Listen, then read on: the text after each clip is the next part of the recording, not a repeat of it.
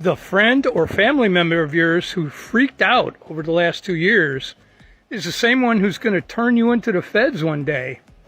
Just remember who was who, because what we have been through was the beginning of the great sorting. Richard Branson looking out his window. The earth is below, slightly curved, like as if it's a sphere. And there he is, like, with the earth concave, like it's curved the other way. That's weird for a sphere to curve itself that way. Do you know how hard it is for like an orange to suddenly go concave? Like, try to imagine this soccer ball like bending the other way. How could it do that? It's got a long way to go to bend the opposite way from its curve. The only thing that can go concave and convex, like spherical and cave in, is something straight. What is this, a rubber? Is this a rubber pencil? No, it's a straight pencil. Only short, only something straight can both be, can curve opposite ways. On me. This is why homeschooling is going to be illegal at some point. And I really hate that. I don't think that should be the case. Let me be very clear. But I do think that we are headed that way. And the reason why I believe we are headed that way is because this kind of thing is going to happen in more areas than the shape of the earth. It's going to happen in, well, every aspect of our current reality that you could possibly imagine. When people teach their children to question things, when people teach their children to research things and not just believe something is true because someone in authority told them so, you have a lot of kids who naturally question authority, question whether or not the figures in positions of power have their best interests at heart. And that is something that the American government does not want. Now, personally, I think that this video is going to go viral, and a lot of the people who are going to be stitching it are going to say things like, see, this is exactly why we shouldn't have homeschooling. And I think the exact opposite.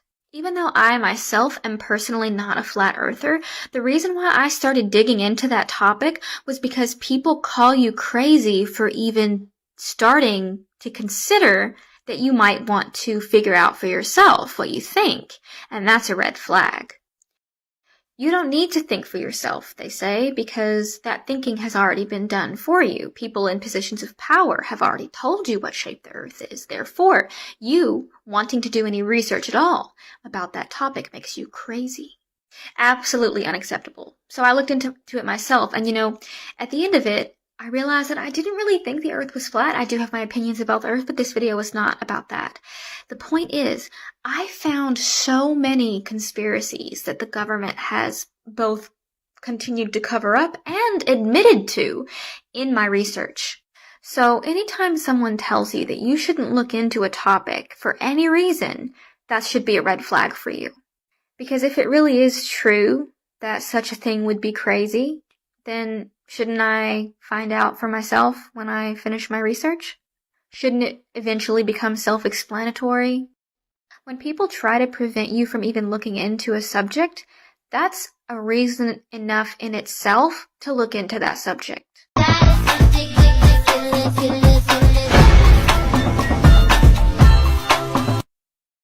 Alright guys, I'm in this group chat that has like all these conspiracies in it, and I woke up this morning and I don't know why I thought this was so funny. Like, if you really stare at this, like really look at this this image, y'all really think that we went to the moon on this in tinfoil? You think this went through the atmosphere? It penetrated the firmament, went through this fake globe, because I'm a flat earther, and we got to the moon. Okay, look for the next image. Okay, look at this, you guys. Okay, so in the group chat, it said, y'all really believe that they used this on the moon? It got 2 lawn chairs and an upside down umbrella.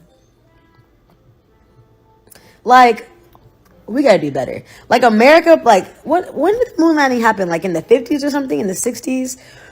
Like, they wasn't thinking, like, we were gonna look back and realize that this is some crazy shit. This is some crazy.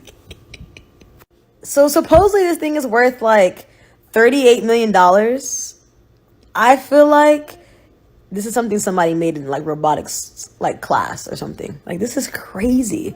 But it just goes to show like what else is the government lying about. And honestly, I've been getting so irritated with people and believing in the government and like everything they tell us because they've been lying for so long.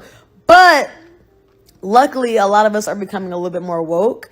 It's to the point where like there's even some friends where, like, I can't even talk to them or hang out with them anymore because I feel like if you're not into this type of stuff and you're not really trying to figure out what the hell is going on, then like, what are we doing? Like, I don't want to talk about the shade room right now. Let's talk about this fake moon landing, how the earth is flat. Like, I'm gonna get into more stuff later. I didn't want to be like a conspiracy TikTok page, but like this stuff fascinates me to like the utmost like ever. So yeah, be prepared. I'm gonna start posting some cool stuff. Now, if Earth is a sphere with its given dimensions, like all spheres, it must curve. And with those dimensions, we can calculate a curvature rate. And with that given curvature rate, we can see much, much further than where the geometric horizon must be. It's not there, okay? The oceans don't curve. Earth is flat. Now, guys, listen to me. If the Earth was round, and right here it says that gravity pulls all objects downward toward the center of the planet. If that were true, and gravity is pulling everything to the center of the planet, that gravitational force is being applied equally all the way around our globe. Okay? So, why aren't we being crushed by this gravity that's strong enough to hold oceans of water to it? It's like this.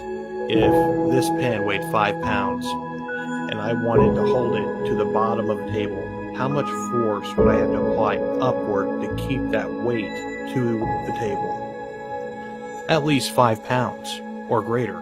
If it wasn't 5 pounds, the weight would start to fall. Right, I would have to apply at least 5 pounds or greater. So when you look at the oceans, sitting at the bottom of a freaking ball that's spinning and flying through space, that is a lot of gravitational force being applied to keep that water there. So how are we not being crushed by that force? It doesn't make any freaking sense. The Earth is fucking flat. Hey, y'all see that? It's the moon. And we got the sun over here, right? Once again, the moon. I don't know about y'all. When's the last time y'all seen the moon fully out at 3:20 in the evening? Am I missing something? Let me know. Having seen hundreds of rocket firings when I was employed by Rocketdyne, I know that the jet of the lunar module lander, the lunar lander, would have created an enormous crater. It would have scoured the moon's surface. It would have tossed up rocks, sand, everything, and created a crater maybe so large that the entire lunar lander could have sunk into it. After all, we're dealing with a 10,000-pound thrust engine, which is pointed directly at the surface, lowered into the surface, and yet, if you look at pictures of the lunar lander on the moon, there is no disturbance whatsoever under the lunar lander's rocket. And no dust deposited in the pads, the cup-shaped pads at the bottom. That's another good point.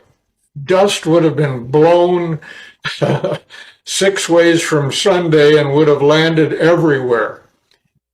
And then the famous scene, which has been played over and over, where they are landing there, but they're setting down, and you're hearing the astronaut talking through it.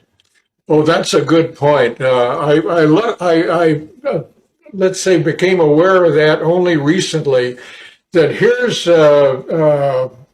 Neil Armstrong talking about landing on the moon with a microphone, and yet he is sitting practically on top of a rocket engine that is putting out sound levels of about 140 or 150 decibels. Now, we know that that is absolutely impossible to overcome that sound level inside the lunar lander with a normal human voice. All the things that were once considered science fiction are now centerpiece in our understanding of the nature of everything. You're not going to believe this. In science, we always say that you make observations, you have a theory, you go make more observations, and it's a very, very tedious process. Wrong. Nobody that I know of in my field uses the so-called scientific method. In our field, it's by the seat of your pants. It's leaps of logic. It's guesswork. Let's talk about flight paths, because this will be hard to debunk for my globe earthers. I'm just saying, a flight from Argentina will step over in Europe. You see this flight path? Do y'all see this? Why take the long way on the globe? Why take the long way on the globe? But wait, but on flat Earth, it's actually a straight line. What are the odds?